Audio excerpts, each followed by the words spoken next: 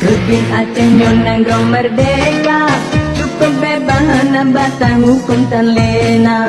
Soyang behe soyang tegayang mat kuasa, rakyat jelata yang tanggung bencana. Nak temu tenang semua pohon ale sotam, dan kenang hukuman urang durjana. Rumah di tanah tadi orang ditikam, pelanggaran HAM ale dinirna. Nanglo Aceh nyo tempat latihan, proyek percontohan angkatan bersenjata. Leyang kacarang bakmat meriam, meruno muprangan kokang senjata.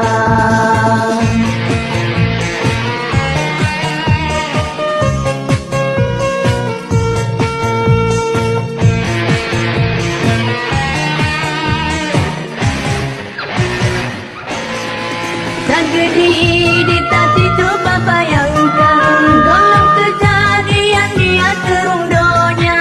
Udep-udep tiga lenyang di pelang, kepitak kecantung di helanya.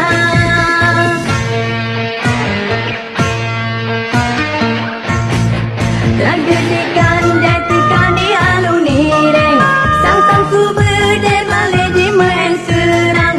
Gara-gara berutong side, angin miklen tekale melayang.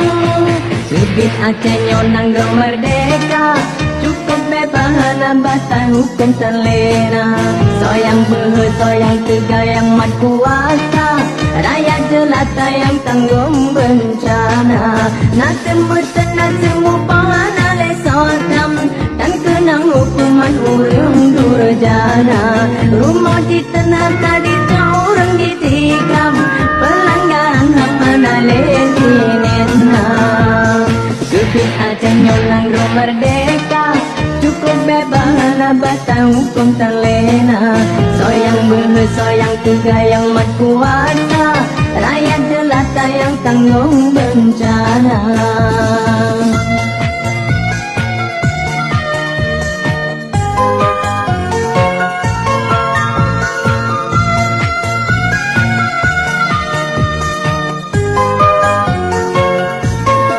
Tragedi duka kan disimpan kakak, bertambah luka hancur di dalam dada. Ambil puno rumah sakit kan dengan korban, hansip ambulan ngantong terendam.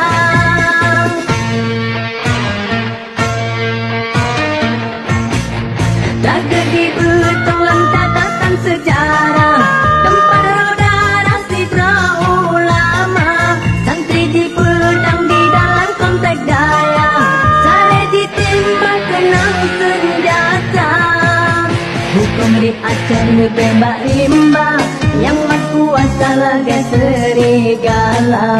Jika laku ban-ban mengekipan yang awak, hana tau kenana tau dikurang jak bela. Nak temu tenang temu pohon ale sotam, dan kenang hukuman urang durjana. Rumah di tanah tadi orang ditikam, pelanggaran HAM ale dinirna. Keping Aceh Nyonanggong merdeka, cukup bebas batang hukum terlena. Soyang behe soyang tegayang mat kuasa, rakyat jelata yang tanggung bencana.